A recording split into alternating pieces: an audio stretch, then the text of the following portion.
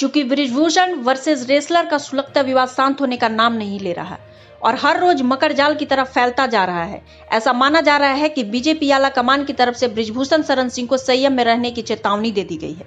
ऐसे में यूट्यूब का यह विवाद तक चैनल आप दर्शकों को इस विवाद के संपूर्ण क्रियाकलाप से अवगत कराना अपनी जिम्मेवारी समझता है। आपको बता दें कि बीजेपी एमपी बृजभूषण शरण सिंह पर इधर दिल्ली पुलिस में 2 एफआईआर दर्ज हो चुकी है। इसके बावजूद भी बृजभूषण सिंह के बोलचाल में कोई भी सुधार नहीं देखा गया। बृजभूषण शरण सिंह कई जगह ऐसे बयान दिए जो किसी को भी पसंद नहीं आई। उन्होंने विनेश फोगाट और साक्षी को कई मंत्रा बताते हुए कई दूसरे आक्षेप लगाने की भी कोशिश की। बृजभूषण सिंह अपने इस रवैये से बीजेपी की गले की हड्डी बने हुए हैं। बीजेपी की तरफ से उन्हें बयानबाजी न करने की हिदायत दी गई है। बृजभूषण सिंह ने जो 5 जून को चेतना रैली करने की घोषणा की थी, अब उसे कैंसिल करा दिया गया है। उनके साधु संतों से मेल मिलाप को भी रद्द कर दिया गया है। दूसरी तरफ अगर पहलवानों की धरने की बात करें तो पूरा देश देख रहा है कि धरने पे कौन कौन लोग बैठे हुए हैं। इन पहलवानों के धरने पर काफी करीब से नजर रख रहे हैं स्पोर्ट्स अथॉरिटी ऑफ इंडिया के पूर्व कुश्ती कोच अजीत सिंह का कहना है कि धरने पर बैठने यानी 18 जनवरी से पहले सब कुछ सही चल रहा था। उसके बाद WFI की जब नई पॉलिसी बनी कि कोई भी ट्रायल लेने से पहले सभी पहलवानों को नेशनल चैंपियनशिप लड़नी पड़ेगी और ट्रायल देना पड़ेगा, क्योंकि जब ट्रायल हो जाती थी तो एक दिन में 4 कुश्तियां लड़नी पड़ती थी और जो फर्स्ट आता था यानी ट्रायल जीतता था उसे विनेश फोगाट जैसे सीनियर लोग लड़ते थे। अजीत सिंह का कहना है कि एक बच्चा जो 4 कुश्ती लड़कर थका हारा आता था उसे ये बिल्कुल फ्रेश रेसलर लड़ते थे। इसमें सुधार किया गया और WFI ने एक पॉलिसी बनाई। उस पॉलिसी को डिस्कस करने के लिए 16 जनवरी को बृजभूषण शरण सिंह तत्कालीन DG यानी कि director general of sports authority of India Sandeep Pradhan से मिलने गए।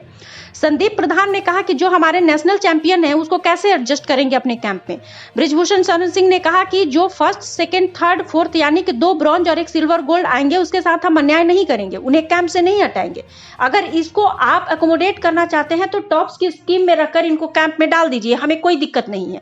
ट्रायल हम ले लेंगे, इन्हें ट्रायल से वंचित नहीं करेंगे।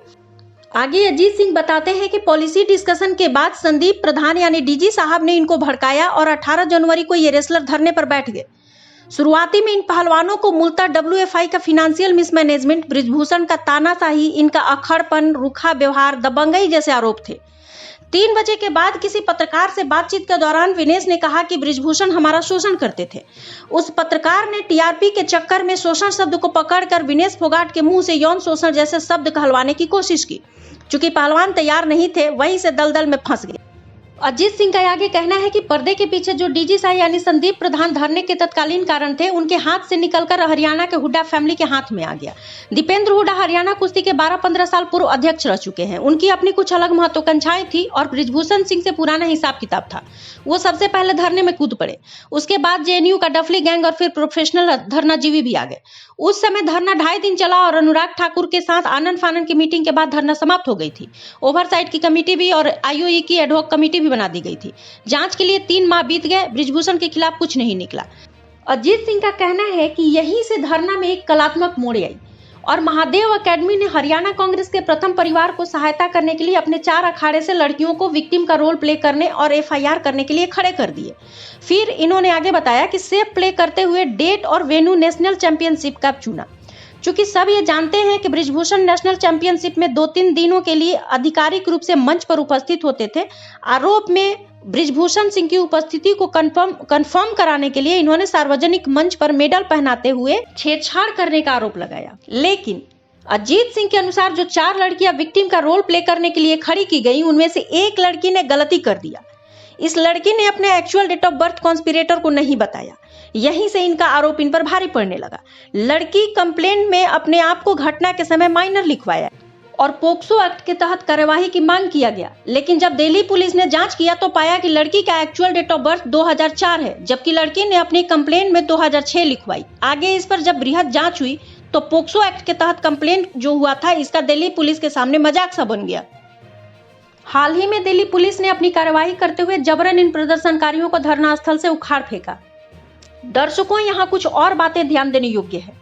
इस धरना मामले में सुप्रीम कोर्ट के इंटरवेंशन के बावजूद भी खाप पंचायत आई है और टिकैत बंधु भी आए हैं। अब इसके साथ 1983 बैच के क्रिकेटर भी जुड़ गए हैं। खाप द्वारा सरकार को अल्टीमेटम भी दिया जा चुका है कि बृजभूषण शरण सिंह का 9 जून तक गिरफ्तारी हो जानी चाहिए।